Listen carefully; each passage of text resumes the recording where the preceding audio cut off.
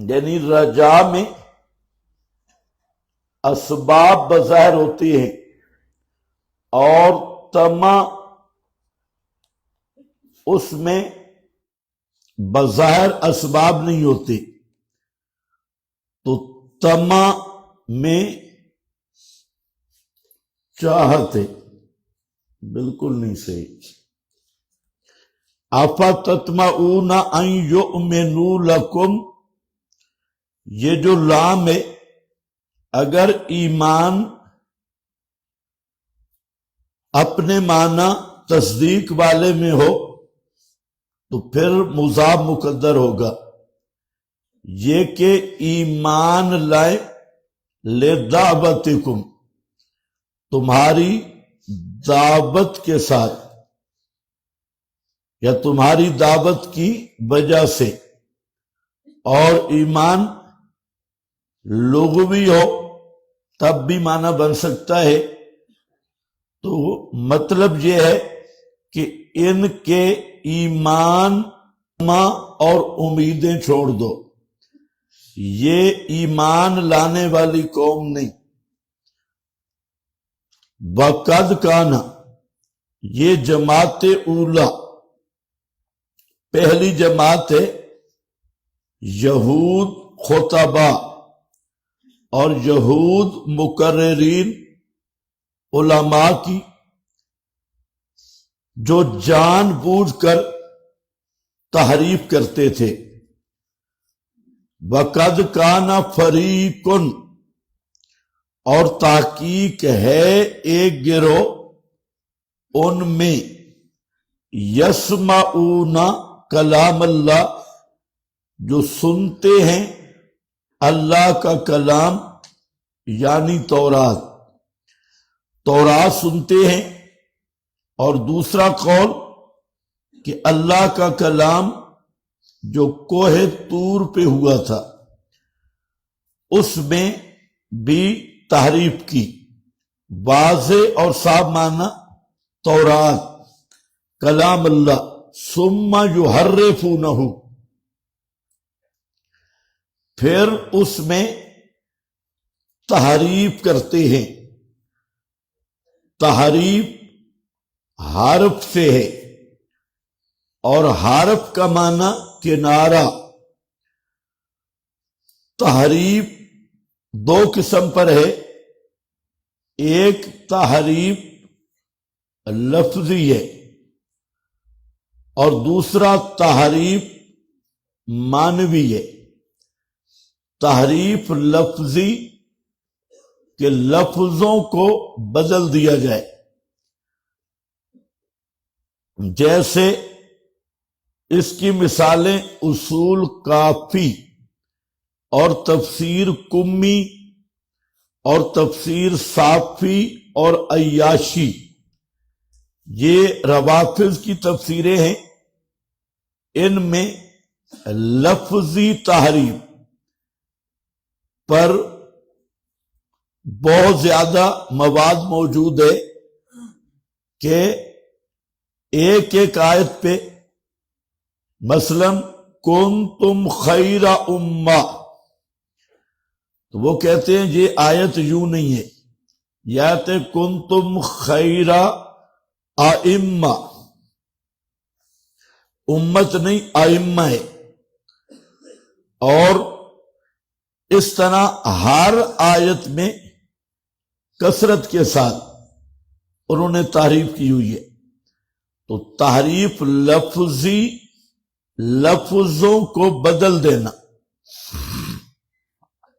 اور تحریف معنوی کا مطلب ہے معنی جو وضعی معنی ہے اس کو بدلنا، مراد کو بدلنا، مصداق کو بدلنا۔ تو کوئی چیز بھی بدل جائے، وضعی معنی یا اس لفظ سے مراد یا اس کا مصداق، یہ تینوں چیزوں میں سے ایک بھی بدلے تو یہ کیا ہے؟ تحریف معنوی، اور یہ اس امت میں کثرت کے ساتھ ہے۔ مانوی تحریف، اپنی بدعت اور باطل عقیدہ کی تائید میں مفتی عبدالشکور ترمذی صاحب، یہ بڑے بزرگ ہیں اور انہوں نے بیان القرآن شائع کی، اور بیان القرآن میں انہوں نے لکھا انک لا تسمع الموتى، آپ نہیں ڈرا سکتے مردوں کو۔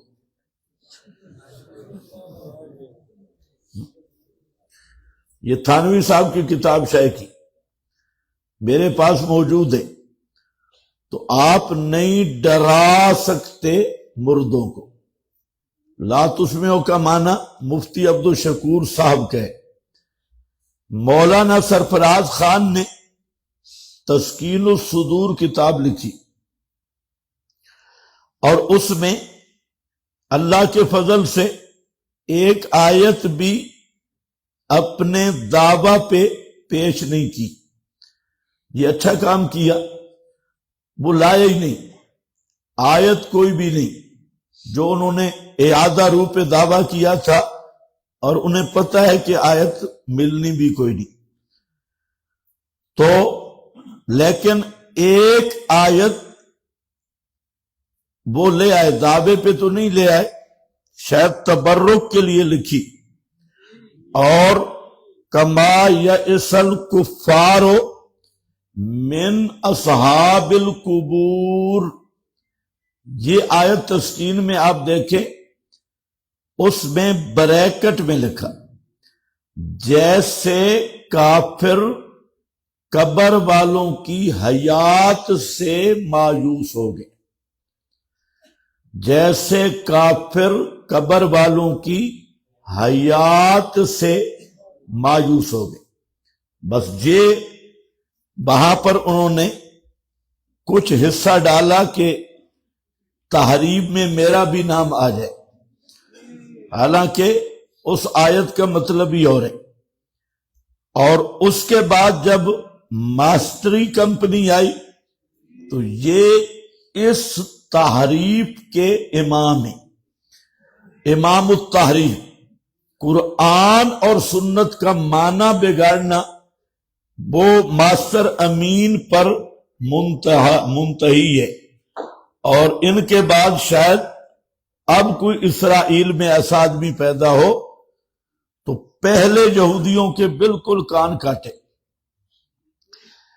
ماسٹر صاحب کہتے ہیں کہ جو انہوں نے استدلال کیے وہ تو ماشاءاللہ، اور پھر ماسٹر کی جو اگلی نسل آئی، آج کل یہ فرما رہے ہیں کہ ہمارے پاس اپنے دعویٰ پر 10 آیات ہیں۔ مولوی سرفراز کے زمانے میں نہیں تھی ایک بھی، اور جو پرانے لوگ تھے وہ اس کو مانتے بھی تھے کہ قرآن میں ہمارا کوئی عقیدہ نہیں۔ لیکن جب یہ چیلے آئے، اور دلیل کیا ہے؟ حیات دنیاوی پر اور اعادہ روح پر، لا ترفعوا اصواتکم فوق صوت النبی۔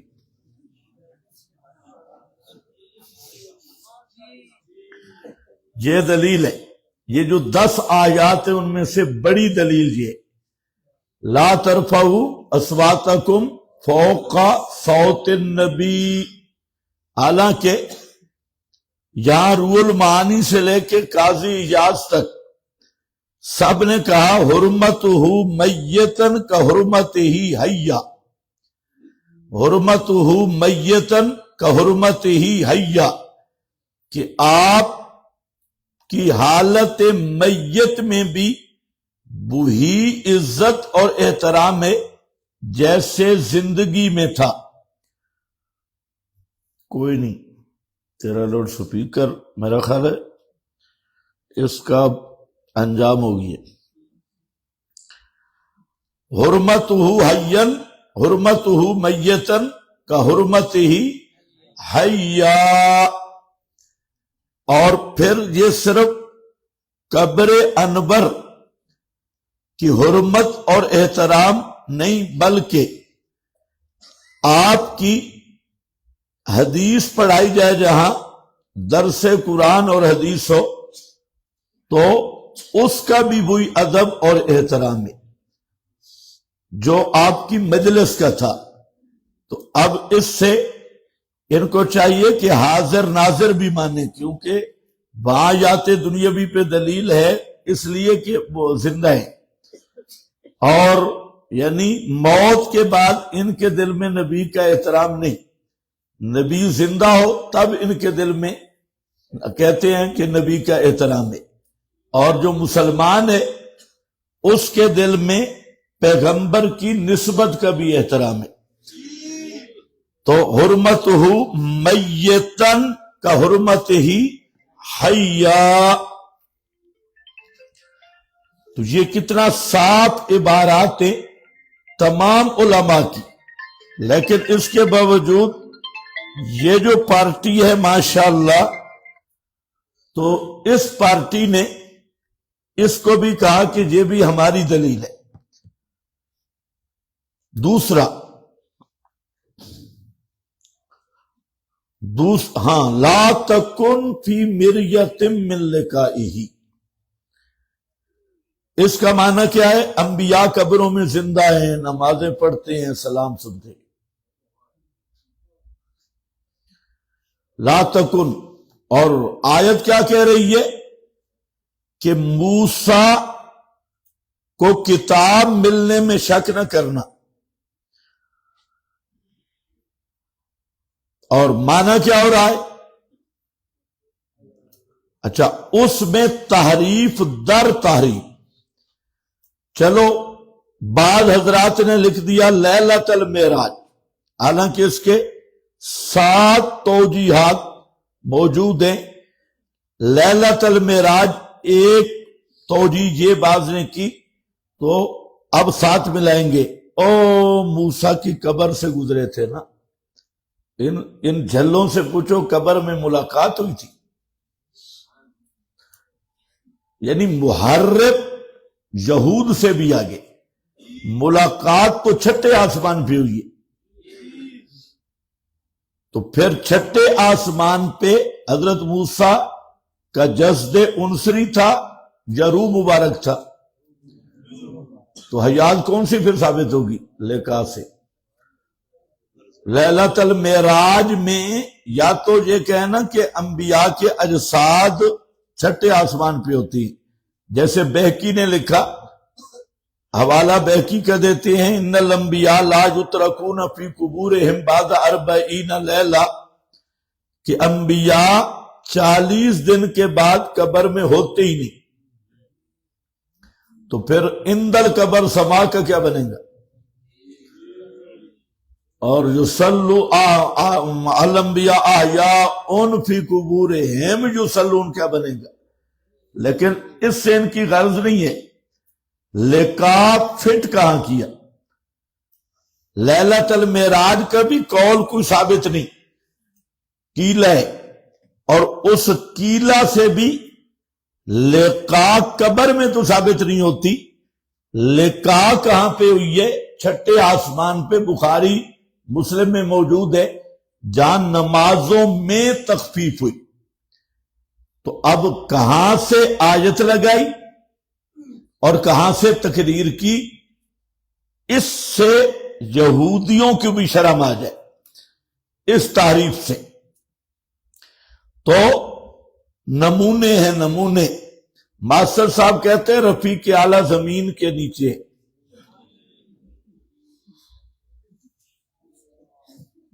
لو جی کہتے ہیں قیل ادخل الجنہ کا معنی ہے قبر اعتبار میں، قبر میں داخل ہو جا۔ حبیب نجار کے بارے میں کہا گیا نا قیل ادخل الجنہ، ماسٹر نے کہا اس جنت سے مراد قبر ہے، قبر میں داخل ہو جا۔ قبر اس وقت بنائی کس نے تھی؟ وہ مار رہے ہیں، اور ادھر قیل ادخل الجنہ۔ دوسرا ماسٹر نے کہا کہ یہ اب نہیں، قیامت کے دن کہا جائے گا قیل ادخل الجنہ۔ زندہ باد ماسٹر صاحب، کیا بات۔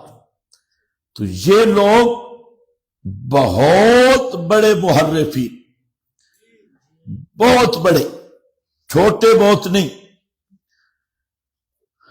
قد کان فریق منہم، یار اس کا کیا ہو رہا ہے مجھے یہ بتا، ادھر تو کوئی چیز نہیں۔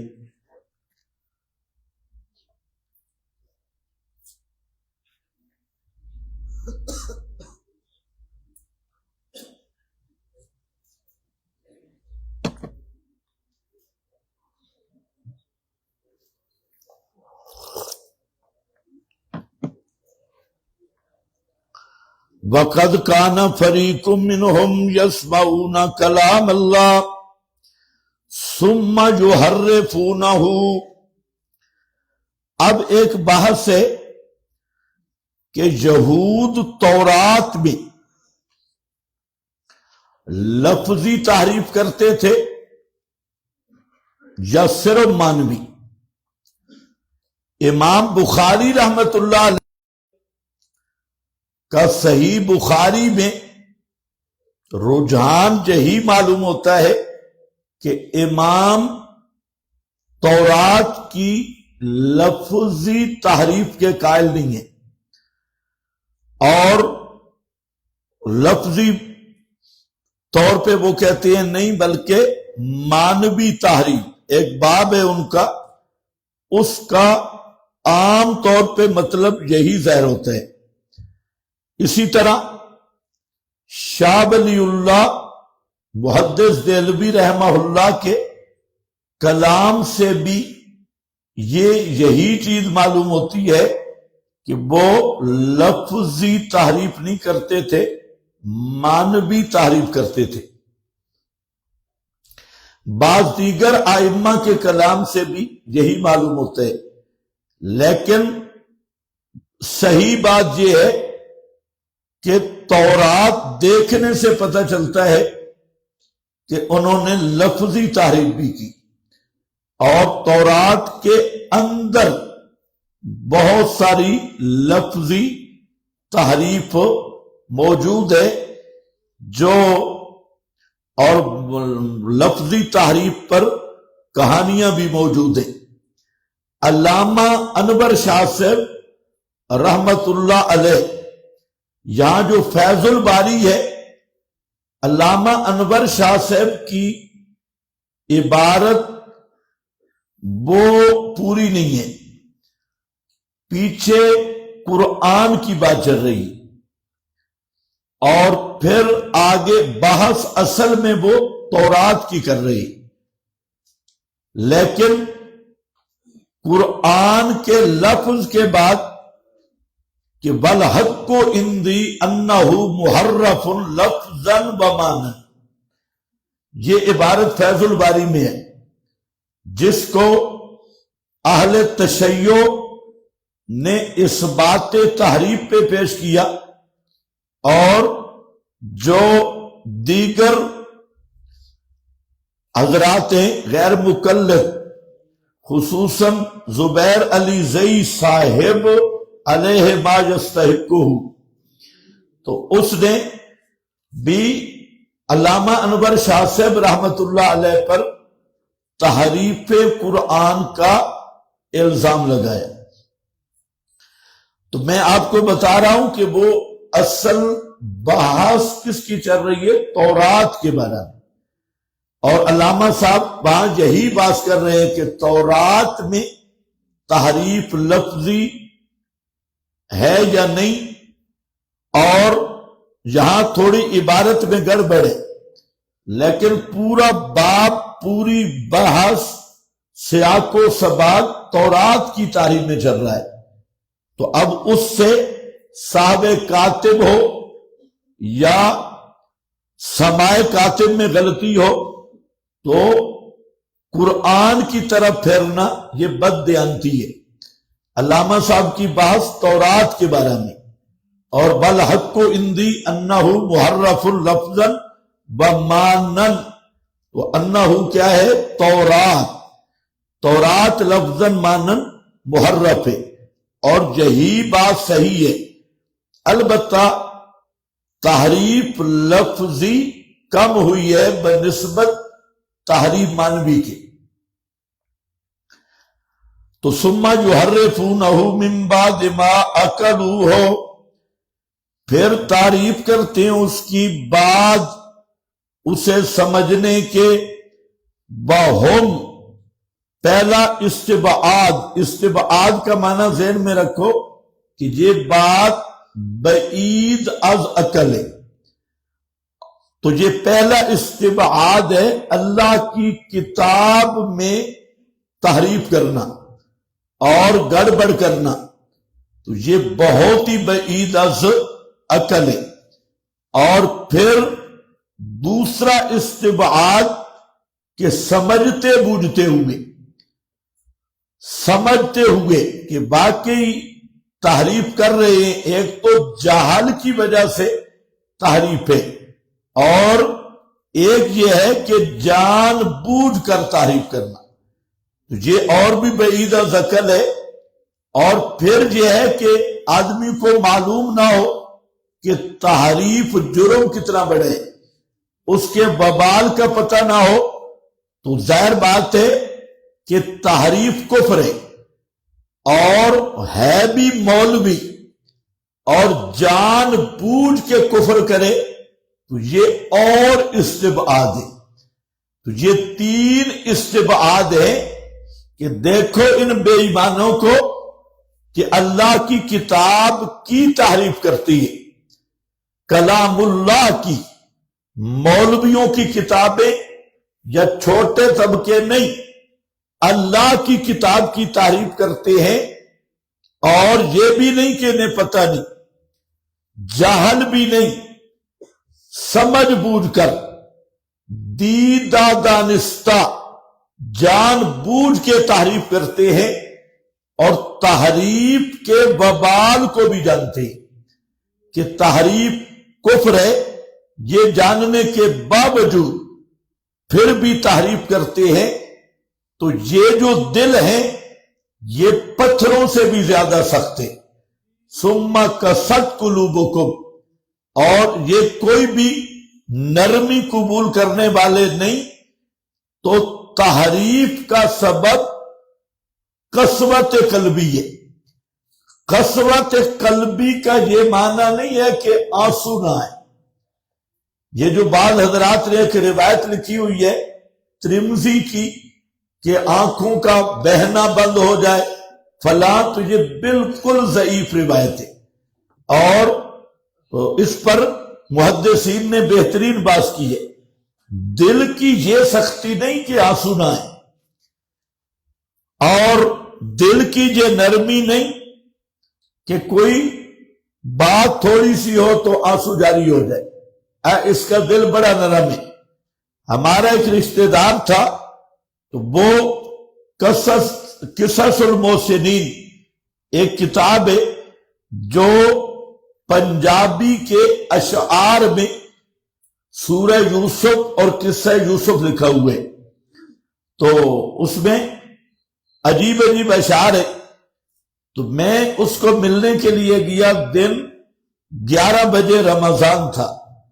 تو وہ بیٹھا تھا اور کتاب پڑھ رہا تھا اور رو رہا تھا. کتاب عمر بھی کافی کا تھا، تو رو رو کے میں بھی ساتھ بیٹھ گیا. مجھے اشعار سناتا اور ایسے آنسو نکل رہے تھے کہ الامان بلفی.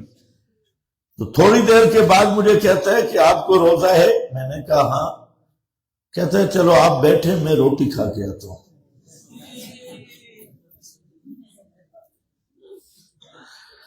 تو میں بھی حیران ہوا. میں نے تو کہا کہ یہ تو بہت رو رہا ہے. پھر وہ گیا، رمضان دن 12 بجے روٹی چھوٹی کھائی اور واپس آ گیا. اور پھر وہاں سے کتاب پڑھنی شروع کی اور پھر رونا شروع کی اور روتا رہا. تو کیا بھئی یہ دل نرم ہے؟ دل کی نرمی یہ ہے کہ اللہ کے حکم کو قبول کرے. جہاں اللہ کا حکم آئے، اللہ کے حکم کی دل میں قدر ہو، اور اللہ کے کلام کی دل میں قدر ہو اور عزت ہو.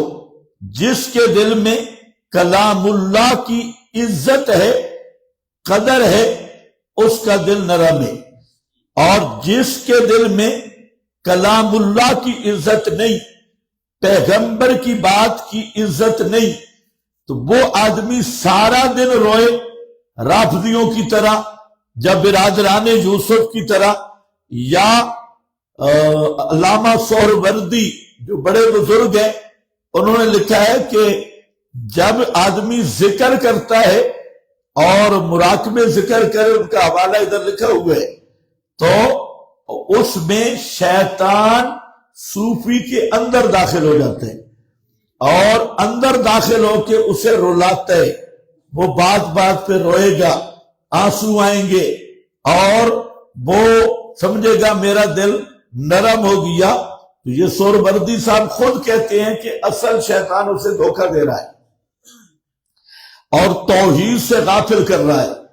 تو مسئلہ یہ ہے کہ دلوں کی نرمی اور سختی کا جو قرآنی معیار ہے وہ یہی ہے، اگر اللہ کے کلام کی عزت اور قدر حاکمیت دل میں موجود ہے، وہ دل نرم ہے، چاہے وہ 10 سال بھی رونا نہ آئے۔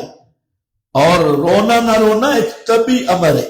آج کل تو خیر رونے کی ٹریننگ بھی یوٹیوب پہ موجود ہے، کئی بزرگ آتے آتے رو پڑتے ہیں، تو انہوں نے پورا ٹریننگ کی تھی، خصوصاً شیعہ ذاکرین اور بعض ہمارے حضرات بھی ہے، بات بات پہ ہے۔ میں اس بات پہ تعجب کرتا ہوں، مجمع کے سامنے رونا، اگر تنہائی میں رو ہو تو پھر تو ٹھیک ہے، اللہ کے سامنے تنہائی میں روئے، اپنے گناہوں کو یاد کرے، تقصیرات یاد کرے، یہ تو کمال ہے۔ لیکن پورے مجمع کے سامنے یکدم ایک گیر رونے والا لگ جاتا ہے، پھر تھوڑی دیر بعد ہنسنے والا لگ جاتا ہے، پھر ایک رونے، یہ یا تو بالکل پاگل ہو یا پھر ٹریننگ یافتہ ہو۔ یہ کوئی دلوں کی نرمی نہیں ہے کہ دل بڑے نرم ہو گئے۔ اور آج کل یہ وبا عام ہے، خصوصاً پیروں میں۔ اور میں نے ایک ذاکر کو دیکھا، وہ ساتھ چاول بھی کھا رہا تھا اور رو بھی رہا تھا، پوری پلیٹ کھا گیا اور ساتھ یا حسین کر کے رو بھی رہا تھا، کربلا کے شہیدوں، اور سچ مچ رو رہا تھا۔ آپ کو بھی مل جائے گا، وہ اسی پہ میڈیا پہ چڑھا تھا، تو چاول پوری بڑی پلیٹ کھا گیا، اتنے غم میں تھا اور ساتھ روتا بھی تھا۔ تو آج کل یہی رونا لگا ہے، اپنے ایمان بچاؤ کہ بزرگ آتی جگہ پہ ہو۔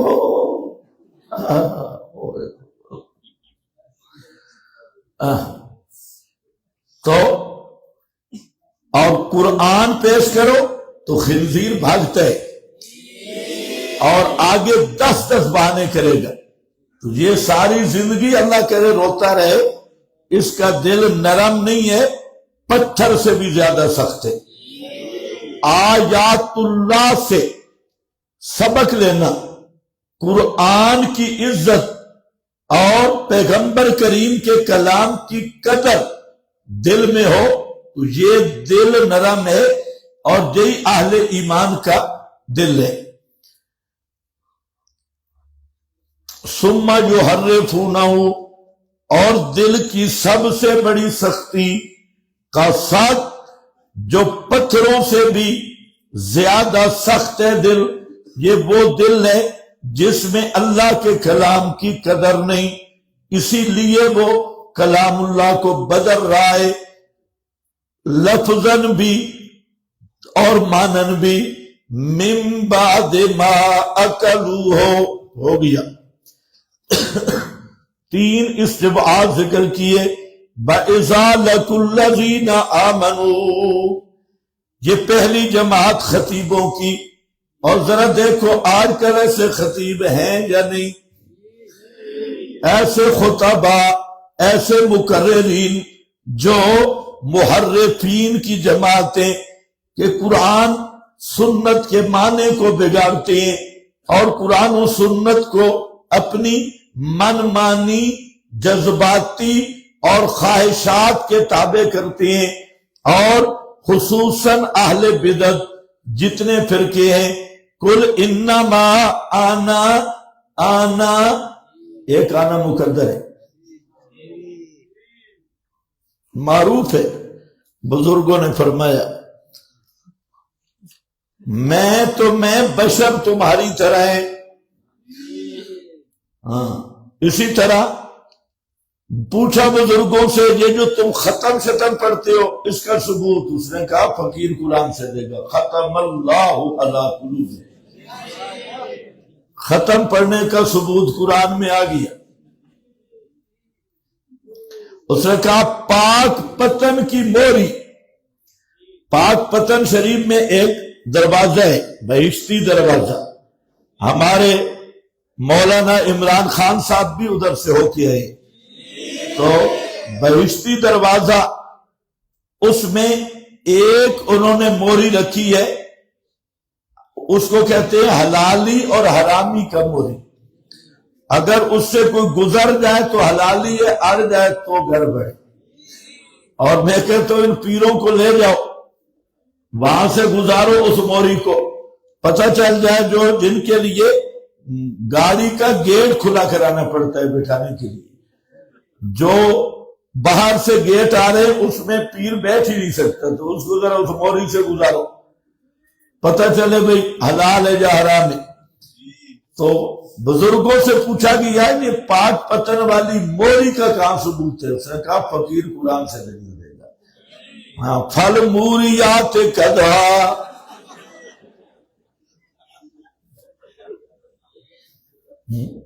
پھل موریات کدھا، موریات تو موری ثابت ہو گئی، بالکل اسی طرح کی تحریف۔ اور خطبہ ماشاءاللہ اہل بدعت اس پہ خوش ہوتی، تحریف قرآن پہ۔ شیعہ کی تفسیریں دیکھو، کہیں بھی اہل جنت کا لفظ آیا شیعہ تو علی، اور کہیں بھی جہنم کا لفظ آیا اول ثانی ثالث، اول ثانی ثالث، سمجھ گئے یا نہیں سمجھ گئے؟ اول ثانی ثالث، بس۔ تو یہ ایسا شیاطین کا گروہ ہے۔ تو یہودیوں کا یہ ٹولہ بَإِذَا لَقُوا الَّذِينَ آمَنُوا، یہ دوسری جماعت ہے منافقین، ذو وجہین، دو چہروں والے، جب ادھر آ جاتی ہیں تو کہتے ہیں جناب ہمیں تو اب سمجھ آئی اور ہم بالکل ٹھیک لوگ ہیں، ایمان والے ہیں، اور جب ان کے پاس جاتے ہیں تو کہتے ہیں بادشاہ تمہیں چھوڑ سکتے ہیں، ہم نے ایسے روٹی چاپ نہیں ہوئی۔ بَإِذَا لَقُوا الَّذِينَ آمَنُوا، اور جب ملتی ہیں ایمان والوں کو، قَالُوا آمَنَّا، کہتے ہیں ہم ایمان لائے، بَإِذَا خَلَا بَعْضُهُمْ إِلَى بَعْضٍ، اور جب الگ ہوتی ہیں تنہا، یہ پہلے بھی آ گیا خلق، اور اس خلا یخلو، خلا بعضهم إِلَى بَعْضٍ، پھرتے ہیں بعض طرف بعض کے، تنہا ہوتے ہیں بعض طرف بعض کے، بعض پہلے بعض سے مراد منافقین یہود، اور دوسرے بعض سے مراد احبار و رہبان یہود، یہ یہودی بھیجتے تھے ان کو کہ چاہو ذرا درس سن کے آؤ۔ جو مولوی یہودی ہوتے تھے اور بڑے بڑے یہودی، وہ پھر اپنے چند چیلوں کو کہتے بھی جاؤ سن کے آؤ کیا حالات ہیں اور کیا چل رہی ہے، آج کس کا رگڑا نکل رہا ہے، اور ہمیں رپورٹ دینا کہ مسئلہ کیا چل رہا ہے۔ وہ پھر آتے، اور ظاہر بات ہے وہ بھی تو طالب علم ہی تھے، تو وہ جب آتے ادھر تو کچھ نہ کچھ باتیں وہ مسلمانوں کو مطمئن کرنے کے لیے اپنے مذہب کی بتا دیتے، حوالے بتاتے تھے تورات میں نبی آخر الزمان کی یہ صفات لکھی ہے اور یہ علامات لکھی ہے، تو وہ اس لیے کرتے کہ تاکہ یہ والے لوگ جو ہیں یہ ہم پہ اعتماد کریں۔ تو جب بڑے بزرگوں کو پتہ چلا، پچھلے اکابر یہود کو، انہوں نے کہا بڑے بے ایمان ہو، اپنے حوالے ان کو دے کے آتے ہو، حوالے دلائل آؤٹ کر رہے ہو، اپنے حوالے ان کو دیتے ہو۔ کل اگر مناظرہ ہوا تو وہ حوالے تم خود ان کو بتا کے آتے ہو، تو وہی حوالے وہ تمہارے خلاف حجت پیش کریں گے۔ کیا معنی میں کر رہا ہوں؟ کل اگر مناظرہ ہوا تو وہی حوالے وہ تمہارے خلاف حجت پیش کریں گے۔ اصل معنی یہی ہے۔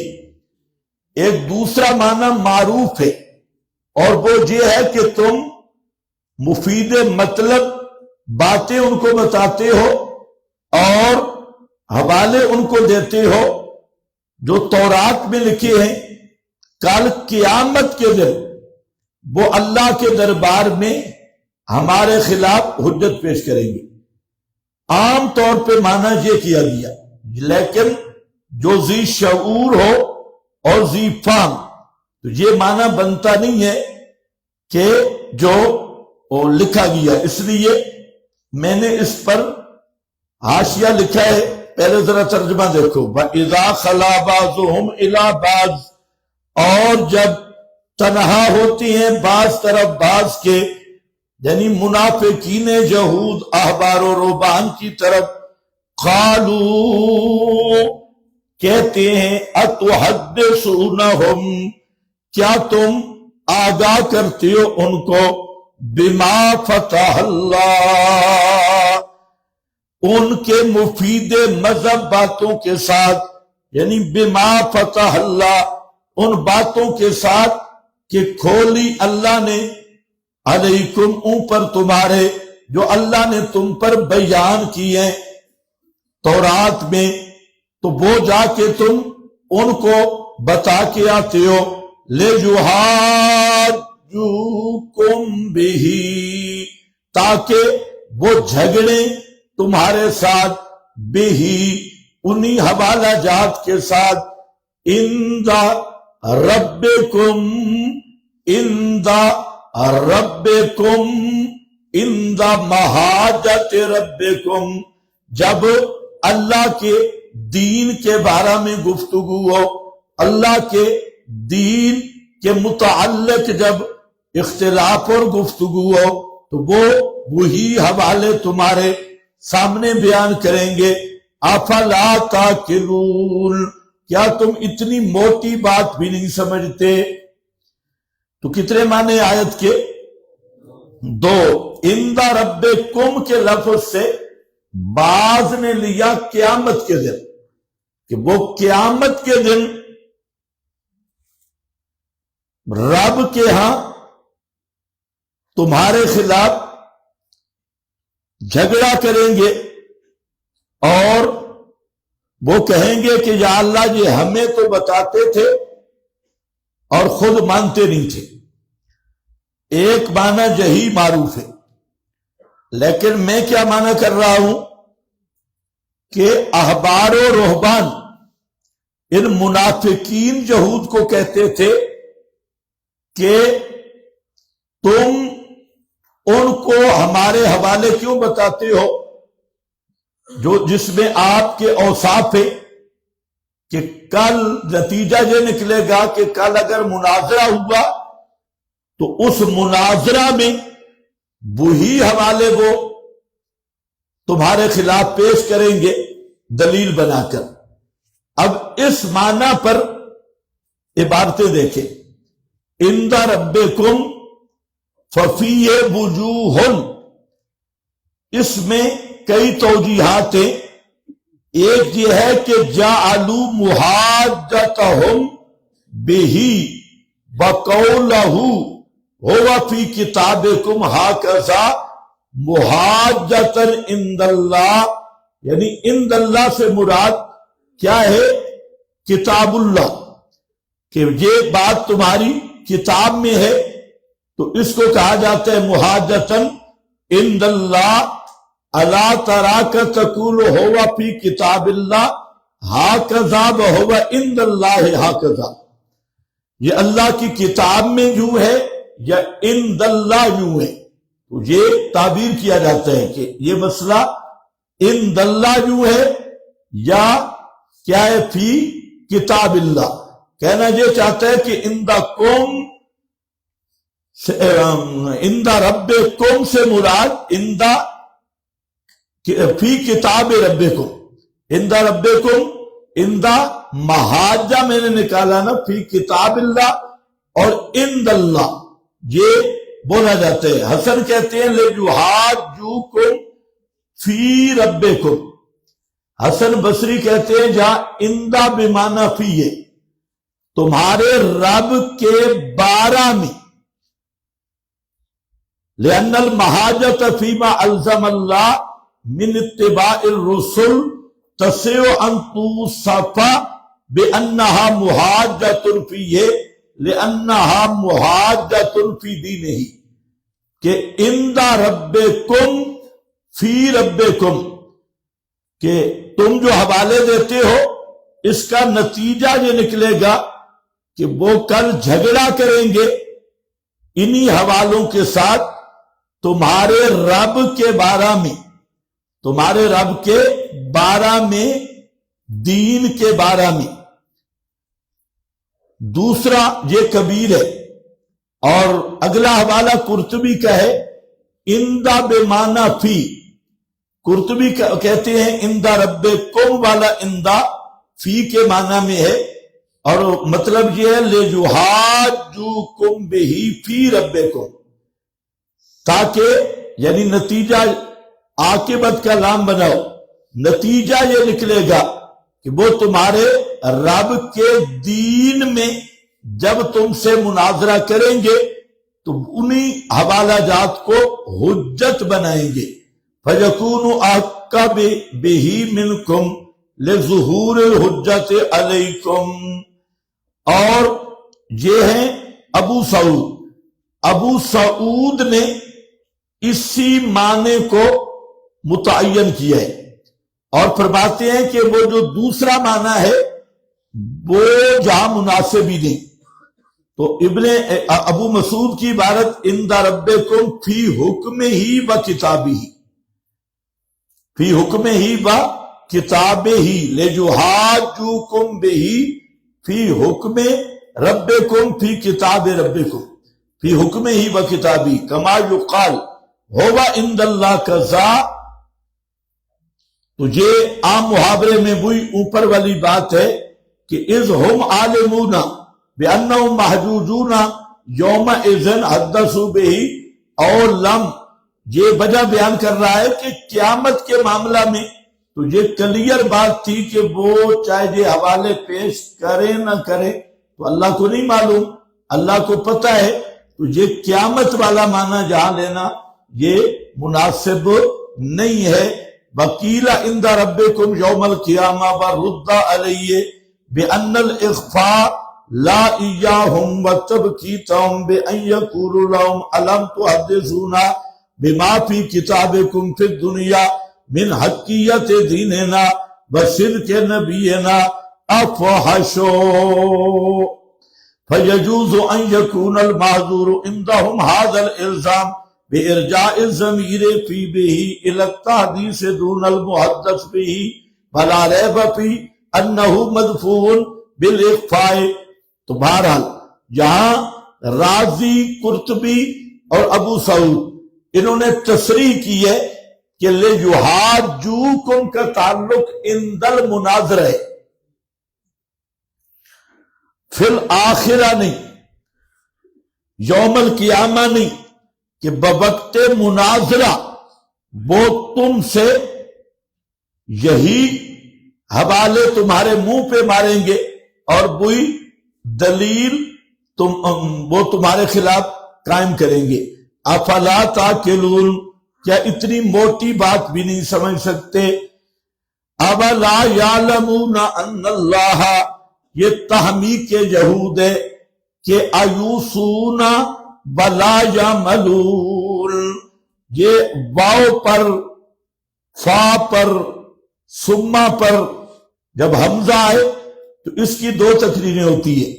ایک تقریر کہ مناسب مکان واو سے پہلے معطوف علیہ مقدر ہوگا، جیسے یہاں پر اصل عبارت ایوسونا ولا یعلمون، ایوسونا ولا یعلمون، کیا یہ وصیت کرتے ہیں اور جانتے نہیں ہیں اس بات کو کہ اللہ جانتا ہے جو وہ چھپاتے ہیں اور جو وہ ظاہر کرتے ہیں.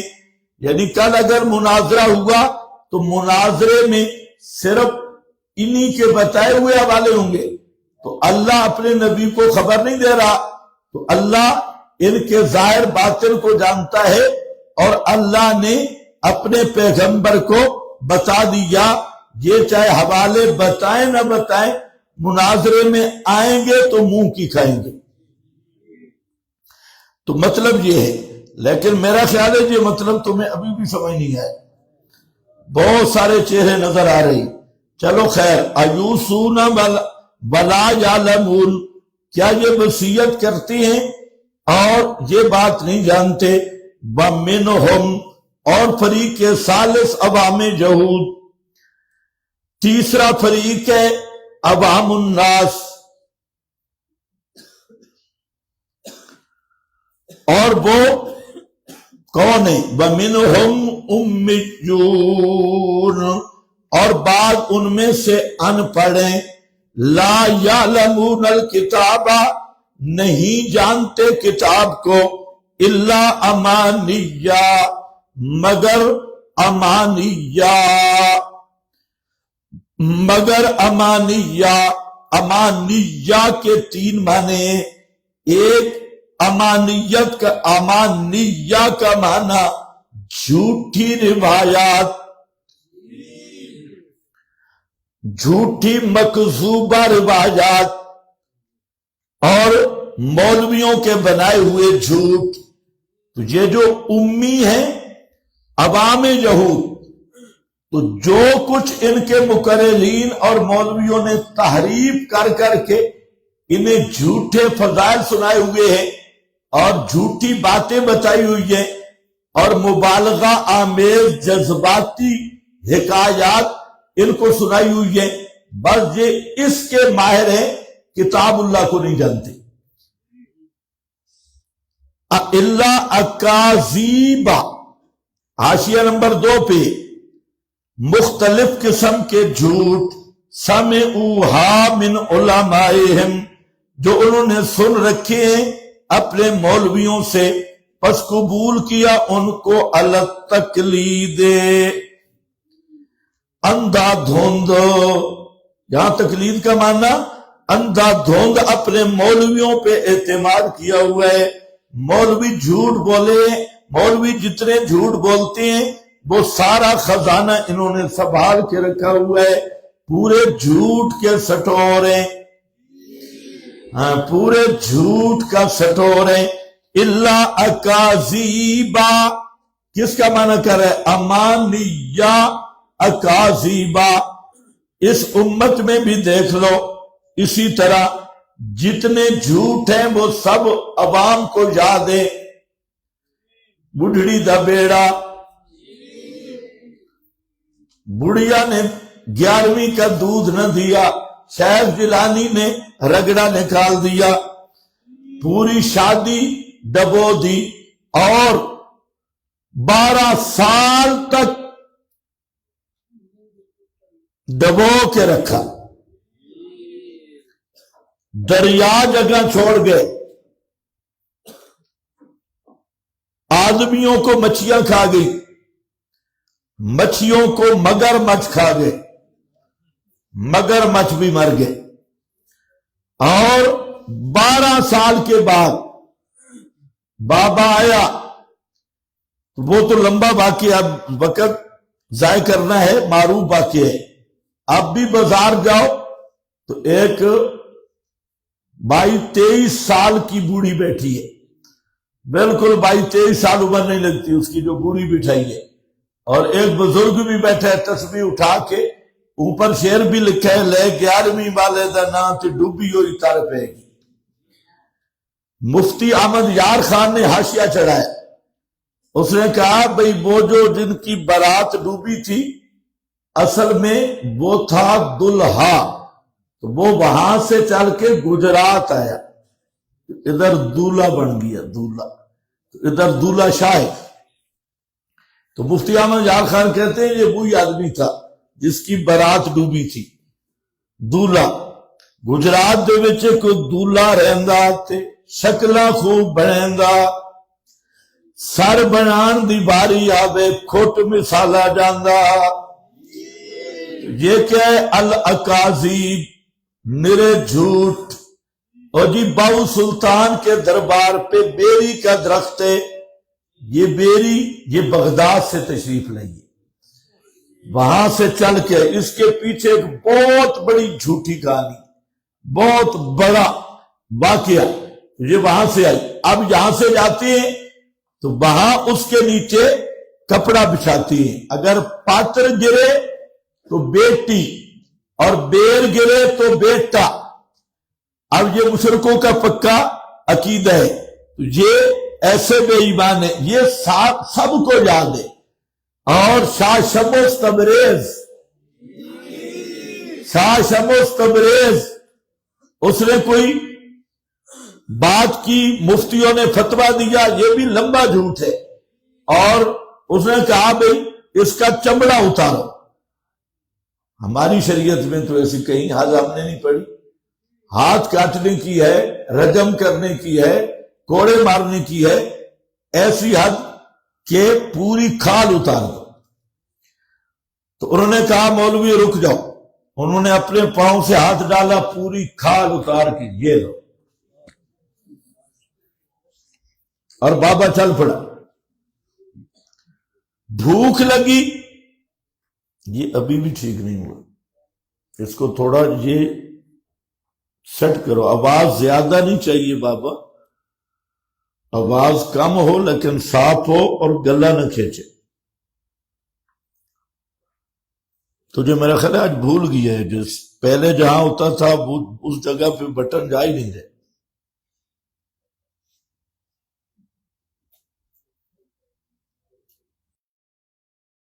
شمس تبریز کو بوٹی مل گئی، اس نے ماچس مانگی، ماچس نہ ملی۔ اس نے سورج کو کہا چلو تو بھی شمس اور میں بھی شمس، تھوڑا نیڑے لگ جا، قریب آ جا۔ سورج نیچے آیا تو اس نے بوٹی بھنی، وہ کھائی، اسی لیے ملتان میں گرمی ہوتی۔ یہ پچھلے سالوں اسلام اخبار میں بھی چھپا تھا، اسلام اخبار، اچھی خبریں۔ تو یہ ہے اکاذیب، جھوٹ۔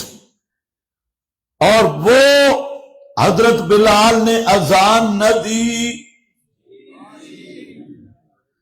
سورج طلوع نہیں ہوا، یہ تو سب نے سنا ہوگا، پشتو والوں نے بھی، سورج طلوع نہیں ہوا۔ پتہ نہیں شیطان کتنا آرامی ہے، کیسے مولویوں کو یاد کراتے ہیں، حالانکہ جس نے حدیث کی کوئی کتاب پڑھی ہو، حضرت بلال اذان دینے میں غلطی کر جاتے تھے۔ نبی پاک صلی اللہ علیہ وسلم نے بلال کی ڈیوٹی بدل دی، فرمایا تو رات کو اذان دیا کر اور صبح والی اذان عبداللہ ابن ام مکتوم دے گا، تو یہ بخاری میں موجود ہے۔ پھر نبی پاک صلی اللہ علیہ وسلم نے بلال کی ڈیوٹی لگائی صبح نماز پہ اٹھانے، آنا اکلاؤ، اور جب پورا لشکر سو گیا، بلال بھی سو گئے، حتیٰ کہ سورج کی گرمی لگی، تب جا کے وہ بھی دوسرے پہلے بیدار ہوئے، تو اس صبح بھی تو بلال نے اذان نہیں دی تھی۔ یعنی شیطان کی سازش دیکھو، ہر جھوٹ عام کیا۔ اور جی علی کی نماز رہ گئی، سورج چلا گیا، نبی پاک صلی اللہ علیہ وسلم علی کے گود میں آرام فرما رہے تھے، تو جب آپ اٹھے فرمایا کیا ہوا؟ کیا عرض کی کہ میری عصر کی نماز گئی۔ فرمایا کوئی مسئلہ نہیں، آپ نے سورج کو کہا واپس آ جا شمسا، سورج واپس آ گیا، ڈوبا سورج واپس آوے، سورج آیا دوبارہ عصر ہو گئی، مولا علی نے نماز پڑھی، پھر سورج غروب ہو گیا۔ مار بندے دا پترا، جھوٹ بولنے والا، تجھے تیری سزا قتل سے کم نہیں ہے، ہاں شاباش تجھے کیا دوں۔ اور خود نبی پاک صلی اللہ علیہ وسلم کی کئی نمازیں قضا ہوئی۔ لیلۃ التاریس، اس دن سورج لیٹ نہیں، پیچھے نہیں گیا، اور پھر جنگ خندق میں آپ کی نمازیں قضا ہوئی۔ ملا اللہ بیوتہم وقبورہم نارا، آپ نے مشرکین کے لیے جو ان کے خلاف دعائیں تو کیے، اور پھر نمازیں اکٹھی کر کے ادا کی، اور فرمایا صلو کما رأیتمونی اصلی۔ تو یہ کیا دین کے ساتھ کھلواڑ ہے؟ سورج واپس آ گیا، فلاح ہو گیا، اور جی رابعہ بصری وہ کعبہ گئی، اور بزرگ نے منت مانی کہ میں سر کے بال چڑھ ہو کے کعبہ میں جاؤں گا، سر کے بال۔ مار جہنمی، قیامت والے دن جہنمی سر کے بل چلیں گے۔ بابے غصے میں آیا، اس نے کہا میں بھی سر کے بل جاؤں گا۔ بابا سر کے بل پہنچا، اور رابعہ وہ جنگل میں بیٹھی، تو جب بابا پہنچا کعبے، تو آگے کعبہ تھا ہی نہیں۔ بابے نے کعبے کے نشان دیکھے، بھئی کعبہ کدھر گیا؟ جنگل میں آیا، دیکھا کہ رابعہ بصری بیٹھی ہیں اور کعبہ ان کا طواف کر رہا ہے۔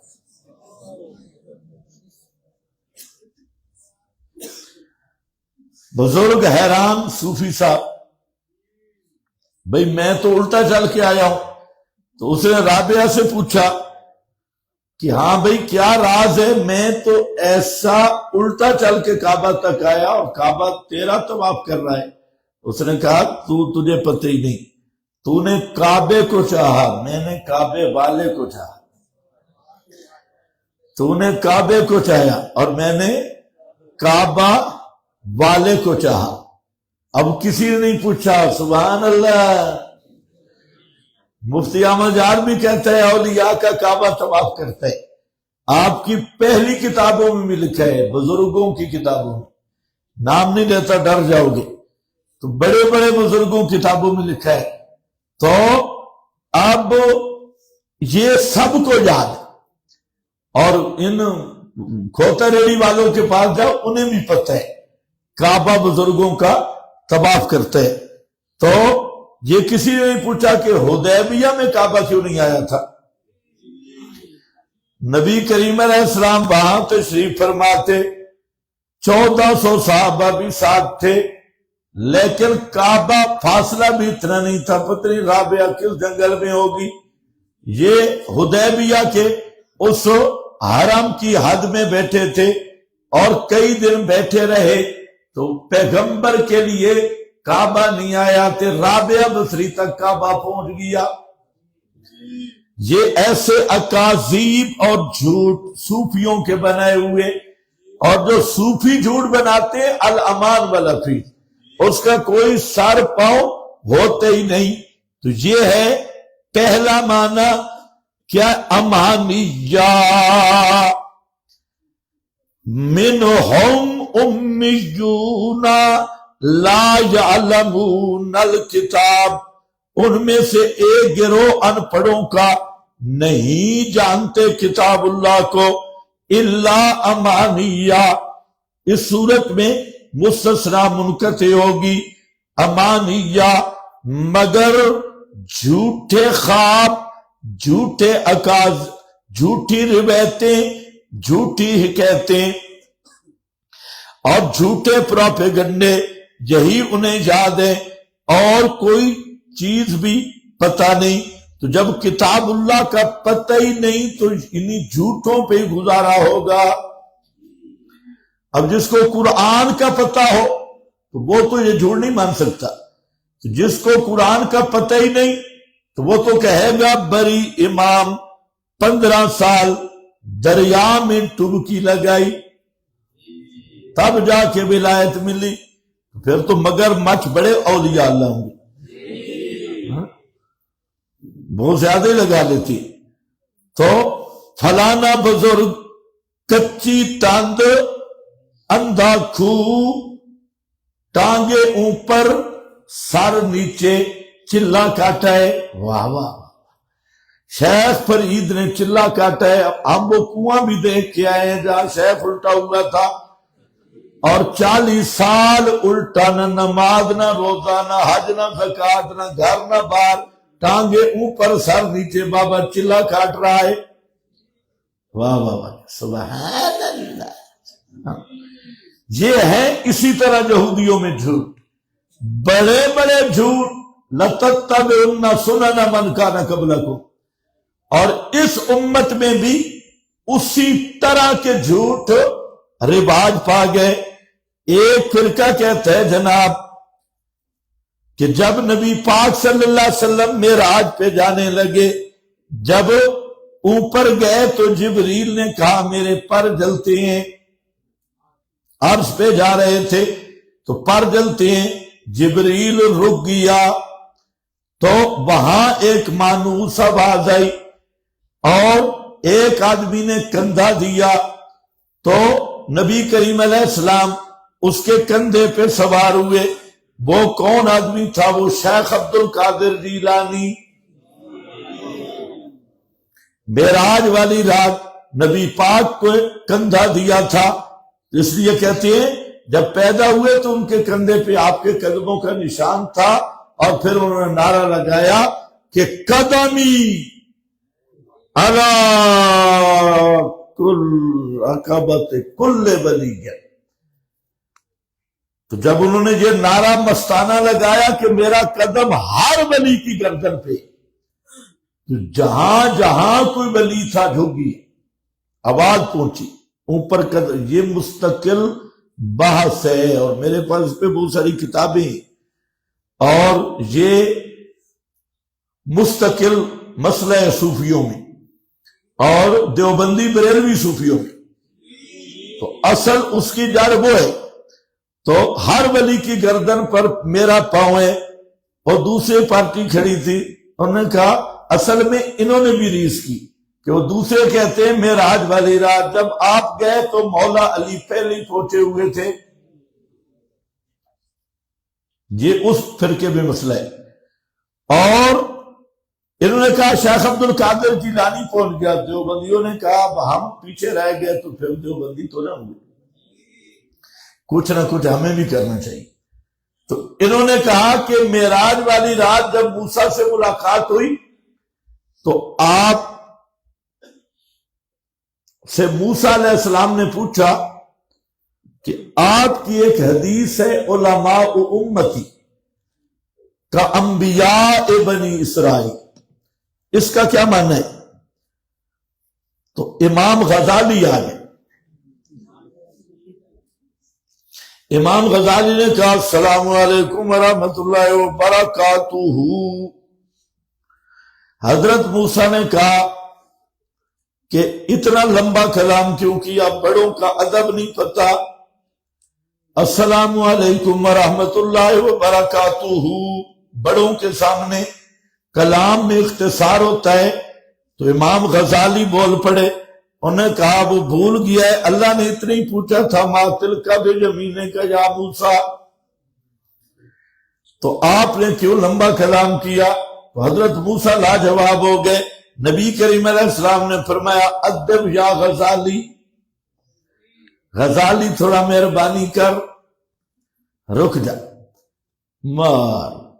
یہ دیوبندی جھوٹ ہے، اور دیوبندی جھوٹ آگے جائے گا ہمیشہ، کیونکہ یہ پاورفل لوگ ہیں۔ ہاں، مقابلے میں جھوٹ ہے۔ اب آپ کیا سمجھتے ہیں کہ بریلویوں نے بیڑا ترایا تو دیوبندی خاموش رہیں گے؟ بیڑا ترایا، دیوبندیوں نے کہا آؤ۔ خالد محمود نے وہ لکھا، علامہ صاحب نے، کہ جو ہمارے حاجیوں کا جہاز جو تھا بحیر عرب میں تھا، بیڑے اور جہاز میں فرق ہے، اور وہ ڈوبنے لگا کہ یکدم اوپر ہوا، تو اسی وقت حاجی امداد اللہ صاحب دیوبند کے کمرے سے باہر آئے اور لنگوٹی باندھی ہوئی تھی، اور خادم کو کہا میرے تھوڑے کندھے دبا، اور دریا کے پانی کی بو بھی آ رہی تھی۔ تو بعد میں جب حاجی واپس آئے تو بے عینی بل ٹائم تھا، تو حاجی صاحب دیوبند کے کمرے میں بیٹھ کے بحیر عرب میں ڈوبتے جہاز کو کندھا دے کے یوں نکال دیا۔ اب بتاؤ، بیڑا تارنا زیادہ کمال ہے یا باہری جہاز کو؟ میں نے کہا آئے گا انشاءاللہ، ان سے بڑھ کے آئے گا، پیچھے نہیں۔ بریلویوں نے کہا کہ ہمارا جو بزرگ ہوتا ہے نا، وہ ایک پاؤں کراچی، دوسرا پشاور ہوتا ہے، تیسرا جدے، چوتھا کعبہ۔ انہوں نے کہا کھڑ جا، تمہارے ڈھیلے۔ انہوں نے لکھا کہ حضرت گنگوئی، یہ پچھلوں کی بات کر رہا ہوں، لکھنے والے 12 سال صبح کا فرض نماز دیوبند میں پڑھتے نہ، صبح سنتے دیوبند میں پڑھتے تھے، اور فرض کعبہ میں۔ قدم خود شمار کر لو۔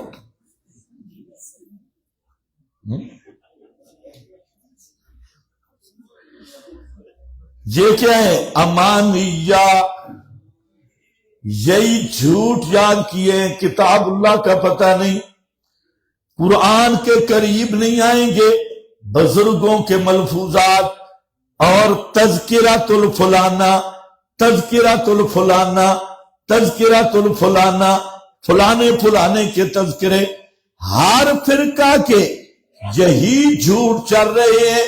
عام اس سے کہ اپنے کوئی بھی نام رکھا ہوا ہے، ایک جیسے جھوٹ بول رہے ہیں، وہ اس سے بڑھ کے، یہ اس سے بڑھ کے۔ اگر یہ جھوٹوں کو بیان کیا جائے نا، ان کے اکاذیب کو، تو یہ ایک بہت بڑا دفتر تیار ہو جائے گا۔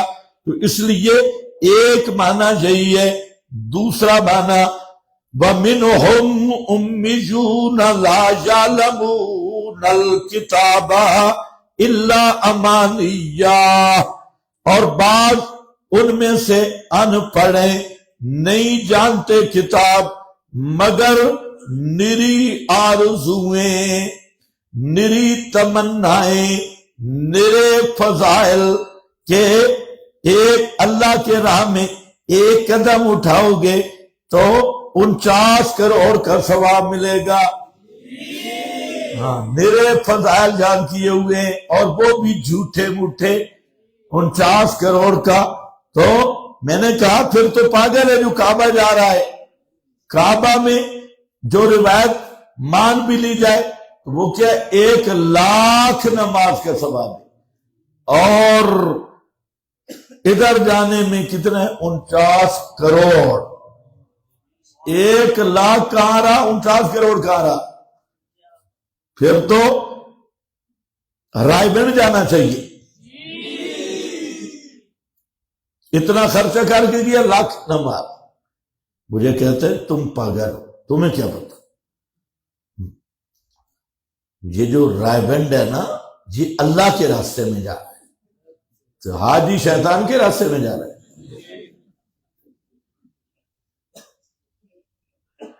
یہ اللہ کے راستے میں نکلے، اور حاجی کیوں نکلے؟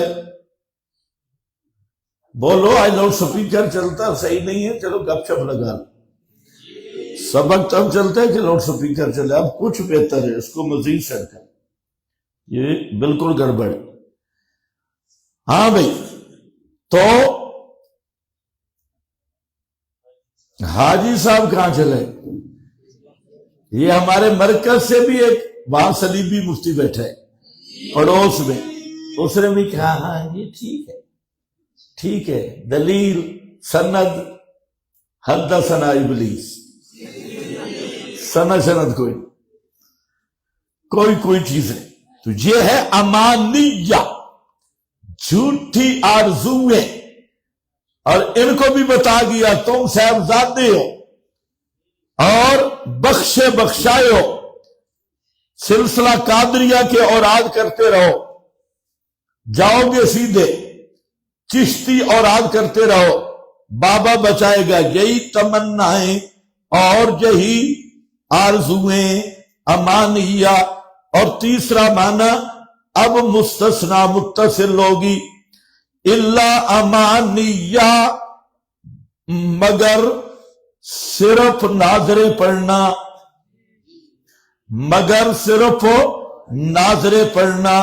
اللہ تلاوتن من غیر فہم معنی ہو.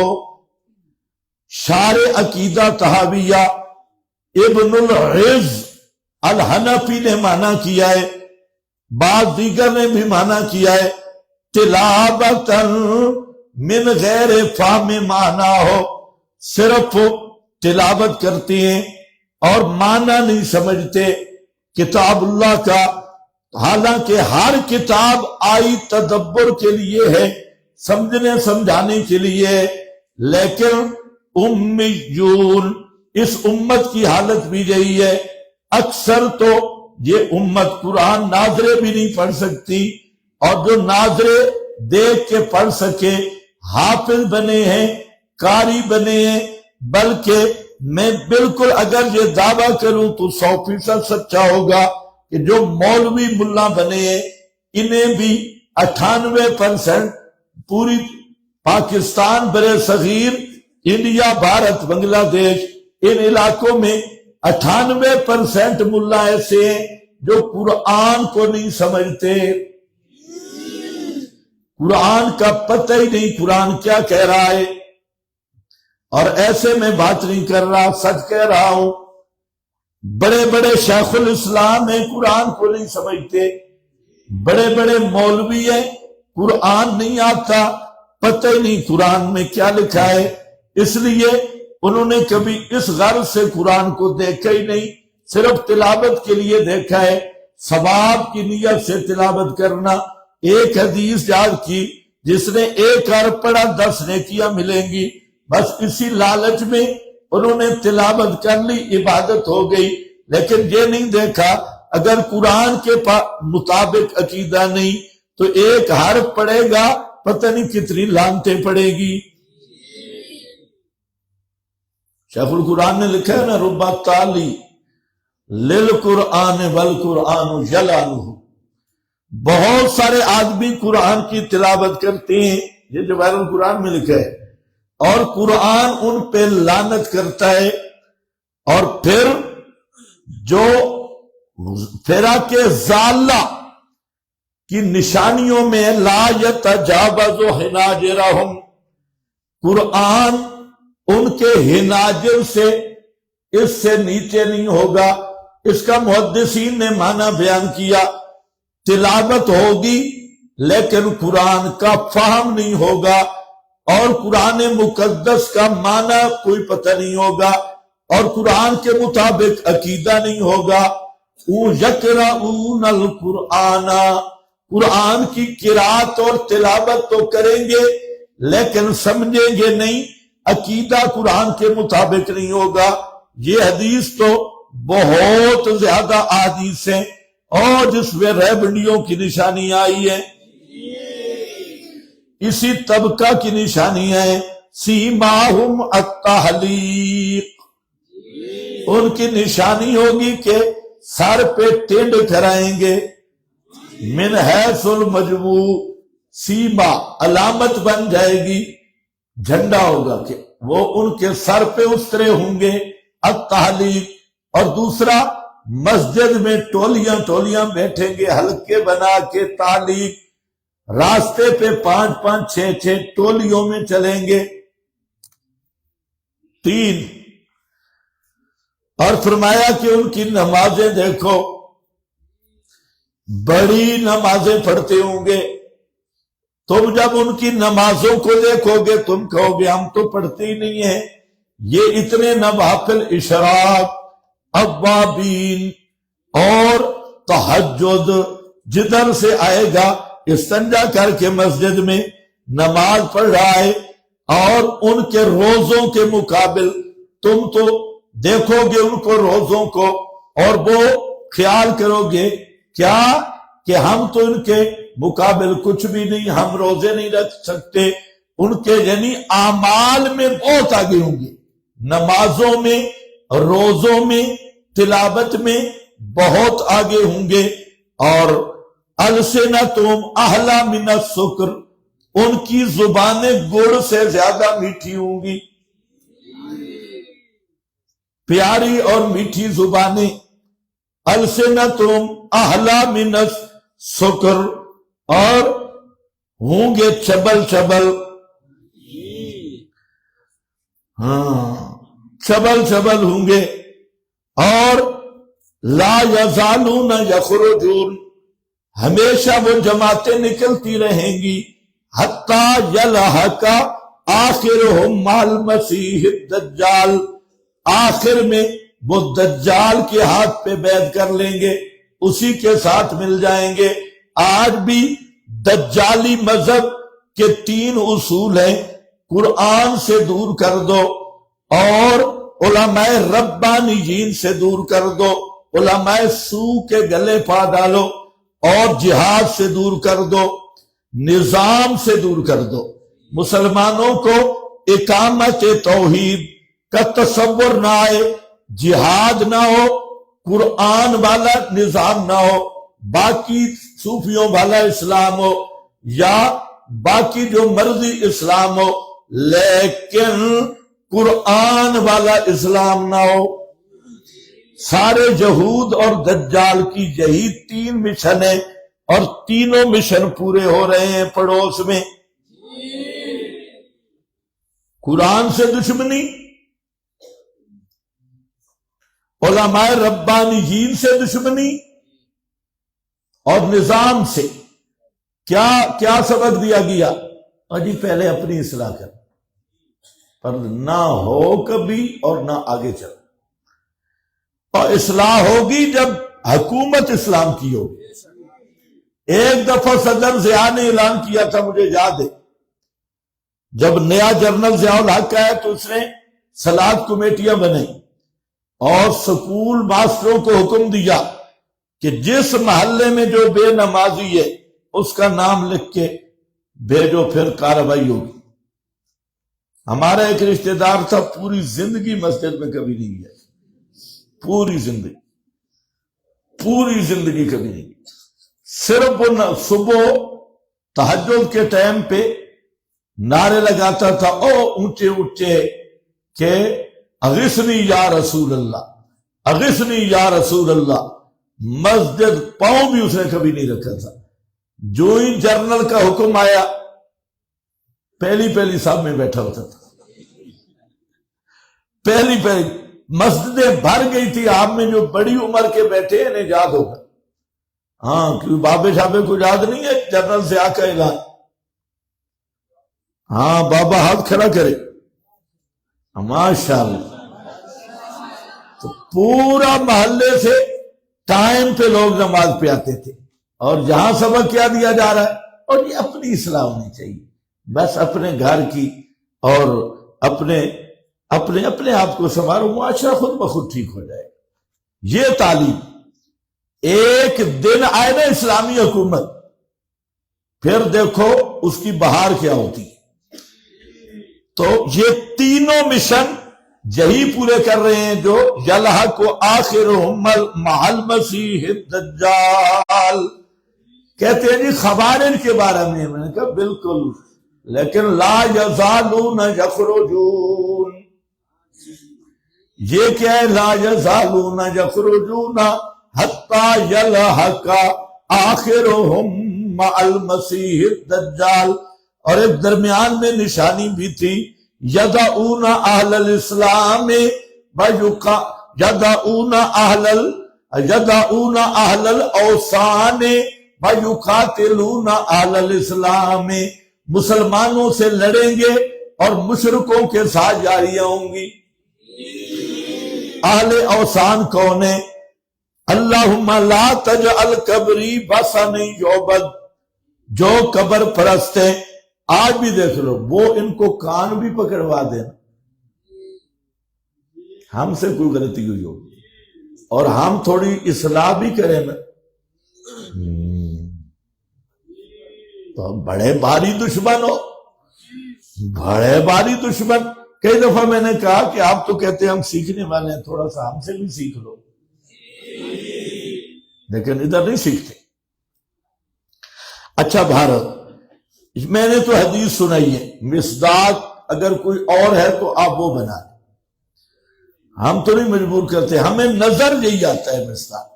اگر حدیث کے سارے الفاظ جمع کرو نا اور اس کو بھی سامنے کرو اور ان کی عادتوں کو اور ان کے کرتوتوں کو، تو بہرحال کسی اور سے بھی انصاف کرانا ہے تو کرا لو.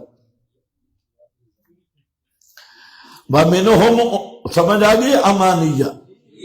امانیہ صرف تلاوت کرتے ہیں اور انہی کے بارے میں نا لا یتجاوز ہو کہ سمجھیں گے نہیں، عقیدہ قرآن والا نہیں ہوگا، لیکن صرف تلاوتیں ہوں گی. وَإِنْهُمْ إِلَّا يَظُنُّونَ. نہیں ہے وہ مگر یظنون، نرے جھوٹ بکتے، جھوٹوں کو مانتے، بے بنیاد خیال پکا لیتے ہیں. یظنون اٹکل پچو جھوٹوں کو سچ سمجھا ہوا ہے اور بے بنیاد باتوں کو حق سمجھا ہوا ہے. جب کتاب ہی معلوم نہیں، جیسے انہیں چلائے گا چلیں گے. فویلن، فویلن اب آیا مصنفین یہود، بڑے بڑے علماء، چوتھا طبقہ جو احبار اور رہبان. اور دیکھو اس کے آگے پیچھے فویلن ایک، فویلن دو، وویلن تین. شروع ویل سے کیا ہے. مولویوں کو کچھ نہ کہا کرو، شروع کہاں سے کیا؟ پہلے قرآن کا انداز اور تھا، اب انداز بدل رہا ہے چوتھے فرقے پر، کیونکہ یہ وہ بیعان ہیں جو بڑے بڑے اکابر مشائخ یہود اور بڑے بڑے احبار و رہبان وہ ہے. شروع کیا فویلن، حالانکہ ناوی پھر پریشان ہو گئے کہ نکرہ مبتدا نہیں بن سکتا، تو یہاں بن گیا، نکرہ مبتدا بن گئی. فویلن نکرہ مبتدا ہے، اور جی نکرہ نہیں بن سکتا. پتہ نہیں تم کہاں بیٹھے ہو، نکرہ نہیں بن سکتا. نکرہ کیوں نہیں بن سکتا؟ مغنی میں لکھا ہے 10 مقام پہ نکرہ مبتدا بن سکتا، 10 مقام اس نے لکھے. ویسے بھی شرح جامی اگر پڑھی ہے یہ مسئلہ تو وہاں پر بھی لکھا ہے کہ مبتدا کا دار و مدار افادہ پہ،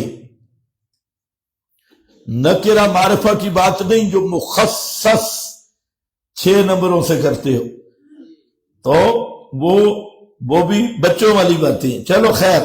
فویل لاکھ لعنت، فویل کا معنی شیخ القرآن نے یہی ترجمہ کیا، لاکھ لعنت. کیا ہے؟ لاکھ ایسے نہیں ترجمہ کیا، یہ تنوین تحویل کے لیے ہے، اور معنی کیا ہے؟ بہت بڑی بربادی ہے، بہت بڑی لعنت ہے. للذین، واسطے ان کے، یکتبون الکتاب، جو لکھتے ہیں کتابیں، بے ایدیہم، اپنے ہاتھوں کے ساتھ.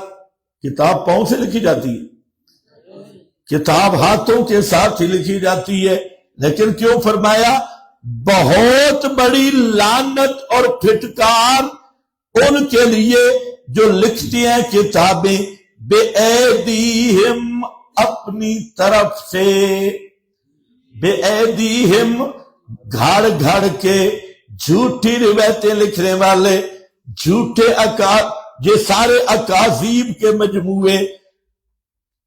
کیا ہے بے ایدیہم کا کیا معنی ہے؟ اپنی طرف سے. جھوٹ لکھنے والے، موضوع روایتیں لکھنے والے. من صلی علیہ عند قبری، ہاں بار بار بتایا گیا کہ موضوع ہے، لیکن پھر بھی بابا مشیخ والی سند تو صحیح ہے، اور وہ کتاب مادی لے گئی ہے، آئی نہیں، سند صحیح ہے اور کتاب کوئی. لیکن جب آدمی پہ اللہ کی لعنت پڑے اور قرآن کا دشمن بن جائے تو پھر اسی طرح ہوتا ہے، اس کو 1000 دفعہ سمجھاؤ. تو اللہ نے اسی لیے فرمایا فَبَيْلٌ لاکھ لعنتیں لِلَّذِينَ يَكْتُبُونَ. یہودیوں کی بات ہو رہی ہے بھائی، واسطے ان کے جو لکھتے ہیں کتابیں اپنی طرف سے. ثُمَّ يَقُولُونَ هَذَا مِنْ عِنْدِ اللَّهِ، پھر کہتے ہیں یہ کلام، یہ مسئلہ، یہ فتویٰ، یہ کتاب یہ اللہ کی طرف سے ہے، اللہ کا حکم یہی ہے. سارے مولویوں کے لیے بڑی عبرت کا مقام ہے.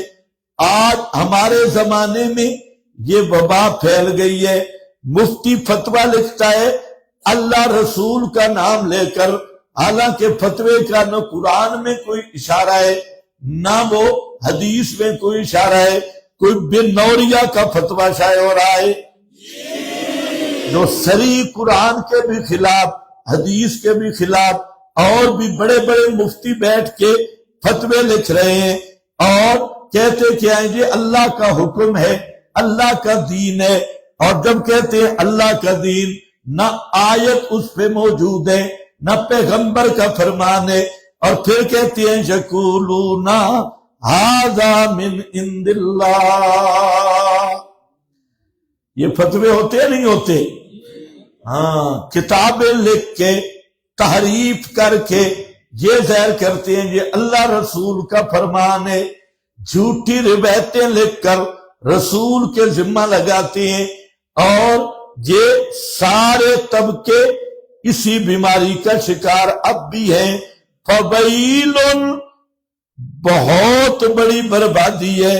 بات سے دیکھنا ہے لِلَّذِينَ يَكْتُبُونَ الْكِتَابَ بِأَيْدِيهِمْ ثُمَّ يَقُولُونَ، پھر کہتے ہیں عوام کو ھذا مِنْ عِنْدِ اللَّهِ، یہ اللہ کی طرف سے ہے. کیوں؟ کیا مقصد ہوتا ہے؟ لِيَشْتَرُوا بِهِ ثَمَنًا قَلِيلًا. لِيَشْتَرُوا علت ہے محض اس غرض سے کہ لے لیں اس کے بدلہ میں مول تھوڑا. ثمنًا قلیلا یعنی دنیا حقیر، دنیا حقیر، متاع الدنیا قلیل. فویل لہم، پس لاکھ لعنت ان مولویوں پر، لاکھ لعنت ان اکابر مشائخ بزرگان اور احبار و رہبان پر، جھوٹی کتابیں جھوٹ لکھ لکھ کے اللہ کے ذمہ لگانے والے. فویل لہم مما کتبت، مما کتبت وہ جو لکھا ان کے ہاتھوں نے، وویل لہم مما یکسبون، اور لاکھ لعنت ہے بس سے ان کے اس سے جو یہ کماتے ہیں، ان کے لکھنا پر بھی لعنت. اور آگے پھر فرمایا فویل، پھر لعنت، ڈبل لعنت، پھر ویل، پھر لعنت. جو کمائے اس پہ بھی لعنت. 3 دفعہ لفظ بیل آیا اور تینوں پہ تنوین تحویل کی ہے.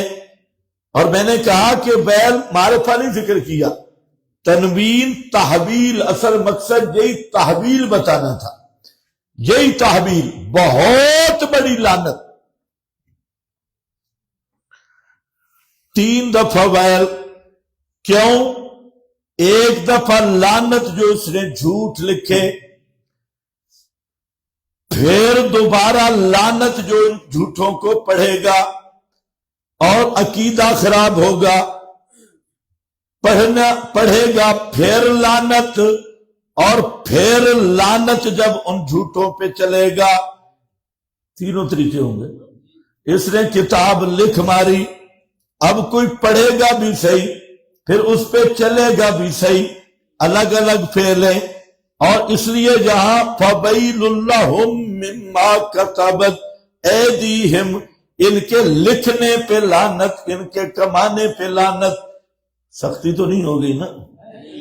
خیال کرو سختی نہ ہو جائے. قرآن ہے، کوئی ٹھنڈا سا نہ کرو. وَقَالُوا لَن تَمَسَّنَا النَّارُ، اور کہا انہوں نے ہرگز نہیں چھوئے گی ہمیں النار، آگ. علماء کرام آگے آ جاؤ، آگے آ جاؤ.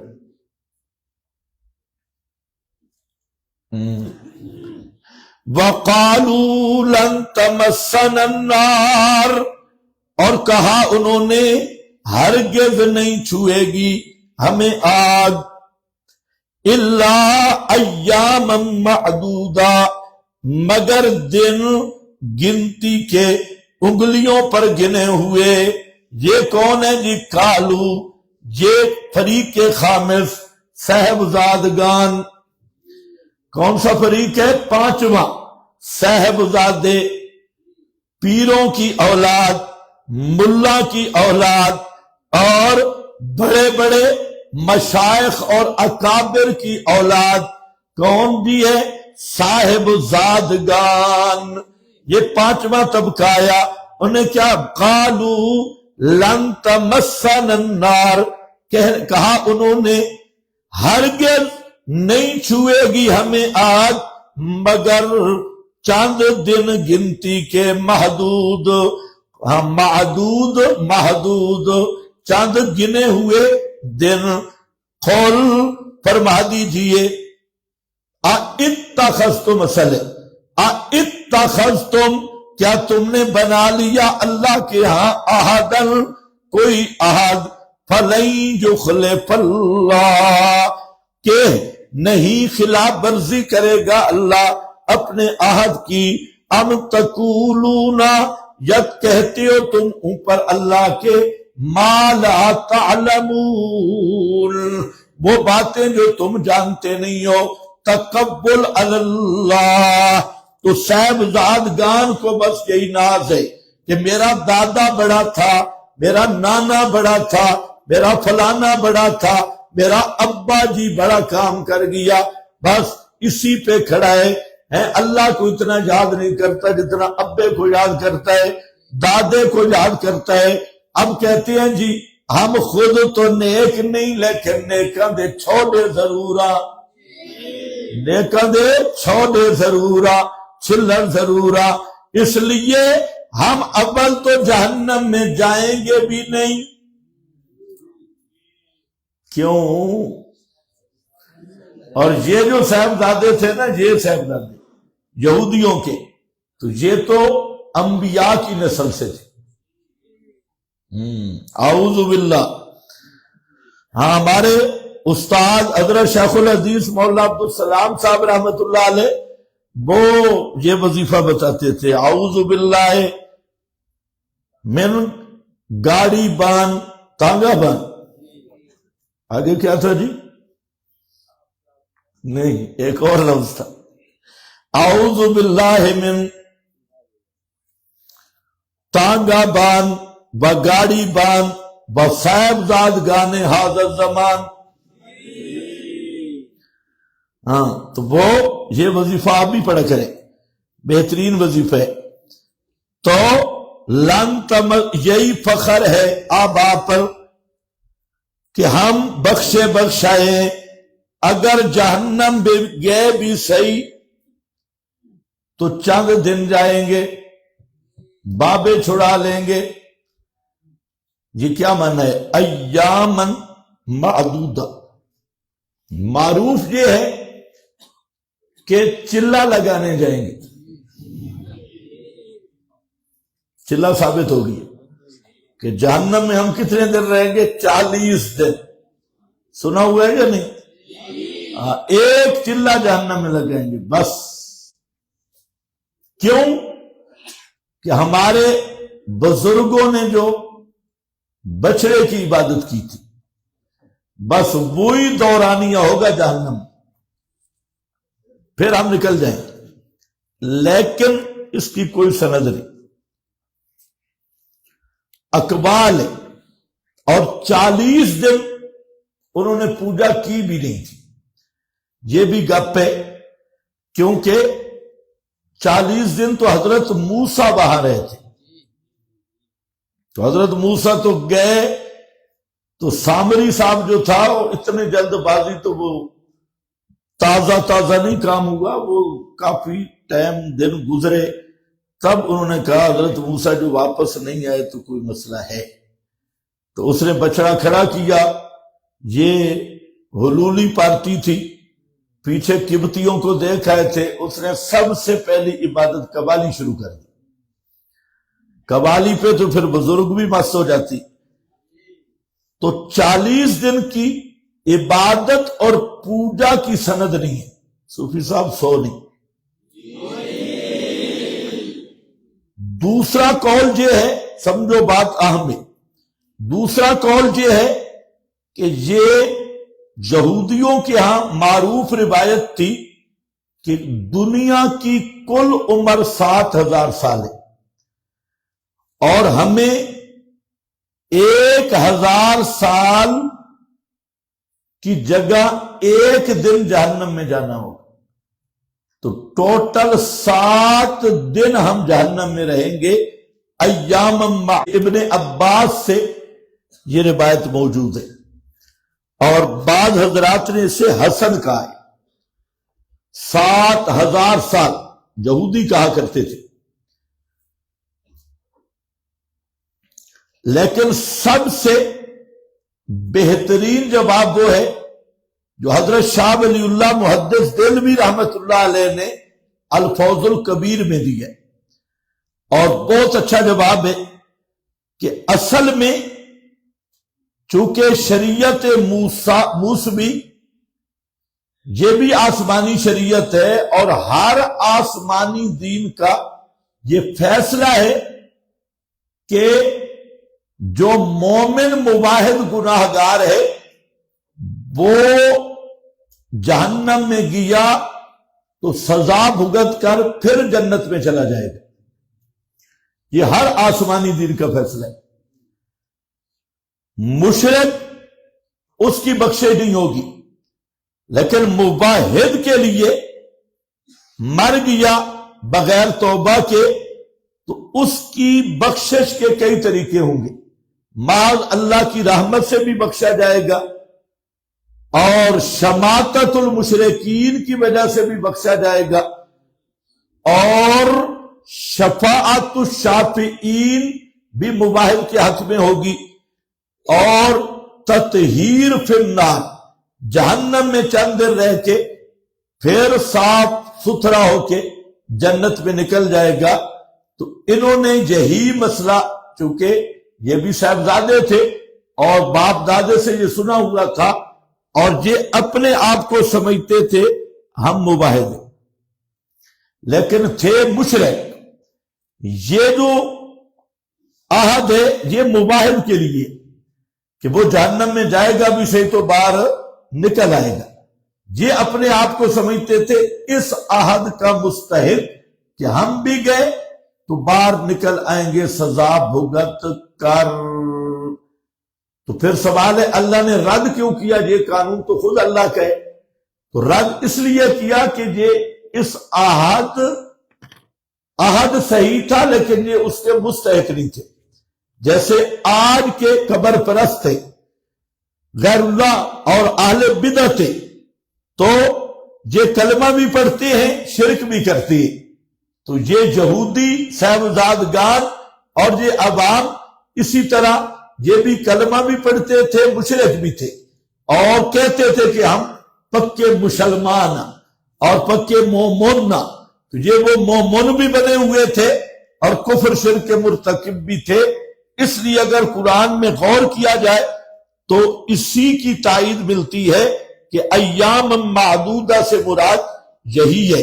دیکھو قول فرما دیجئے اتخذتم کیا تم نے بنا لیا اللہ کے ہاں احد سے کمانا. ابن عباس بھی ابن مسعود رضی اللہ تعالی عنہما دونوں صحابی کہتے ہیں اے لا الہ الا اللہ. آج سے مراد کیا ہے؟ لا الہ الا اللہ. اگر اس آیت میں غور کرو تو شاہ صاحب کی توجیہ بالکل فٹ آ رہی ہے کہ یہی کیا تم نے یہ عقیدہ رکھا ہوا ہے، عہد بالتوحید پہ پکے ہو کہ اللہ اپنے عہد کی خلاف ورزی نہیں کرے گا. یعنی اللہ کا یہ عہد مواحدوں کے لیے ہے. کیا تم مواحد ہو یا اپنے اوپر پھر کر رہے ہو؟ تو ظاہر بات ہے وہ مواحد نہیں تھے. تو فرمایا تم اس عہد میں کیسے آ گئے؟ یہ عہد تو میرا ان کے لیے ہے جو مسئلہ الہ کے ساتھ مخلص ہے، لا الہ الا اللہ کو ماننے والے، اور جو الہ کے نام سے جلتے ہیں بے ایمانو. تم اس عہد میں کیسے آ گئے؟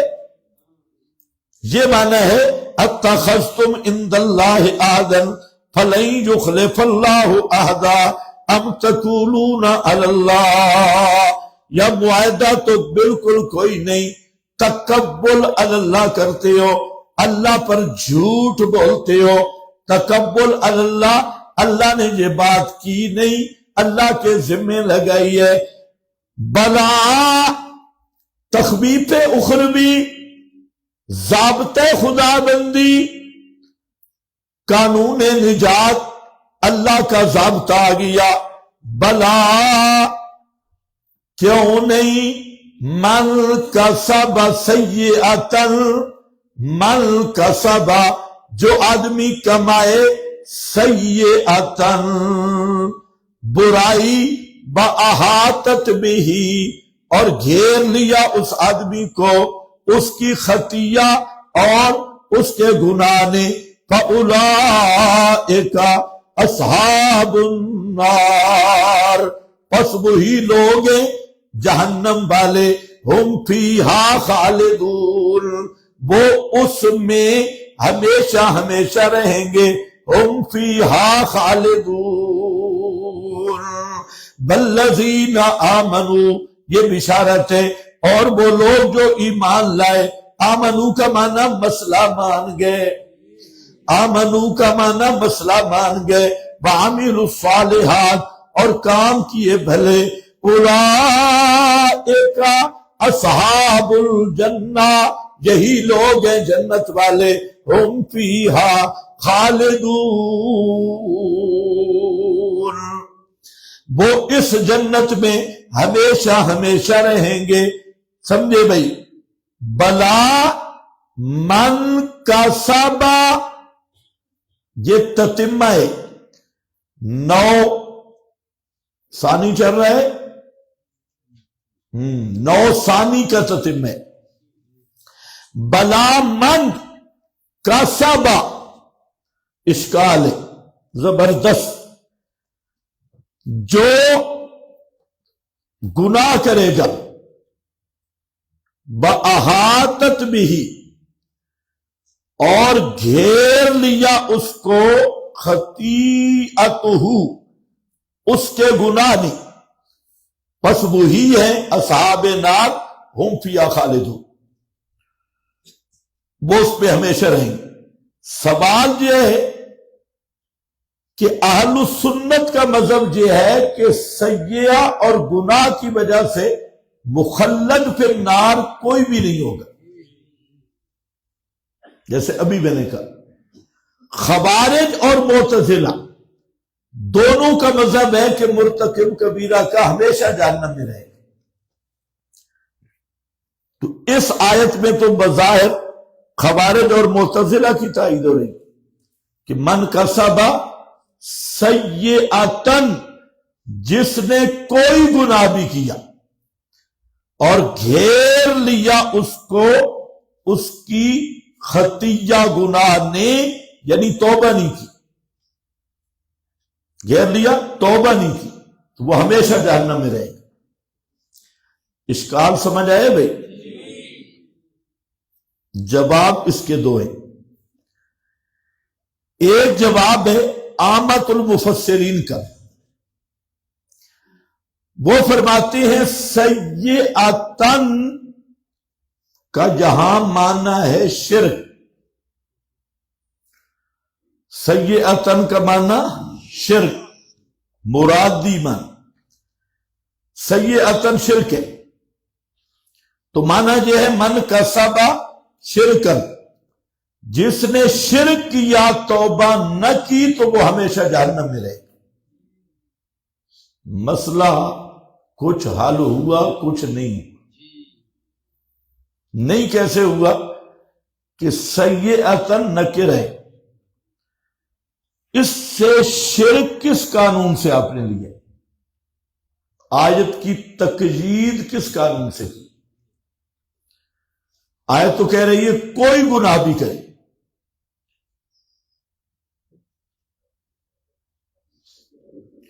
آپ نے کہا کہ اس سے مراد شرک ہے. اگر السیئہ ہوتی تو پھر آپ کہہ سکتے تھے کہ کیا ہے، شرک ہے، الف لام عاد خارجی کے. لیکن یہاں تو تنکیر ہے اور مقام تعمیم ہے، تو یہاں آپ نے شرک کے ساتھ تخصیص کیسے کی؟ کس کو سمجھ آ رہی ہے میری بات؟ اس لیے اشکال باقی ہے. حضرت مولانا حسین علی صاحب رحمت اللہ علیہ وہ فرماتے ہیں اشکال کوئی نہیں، آیت کے اندر غور کرو کہ من کسب سیئۃن وَأَحَاطَتْ بِهِ،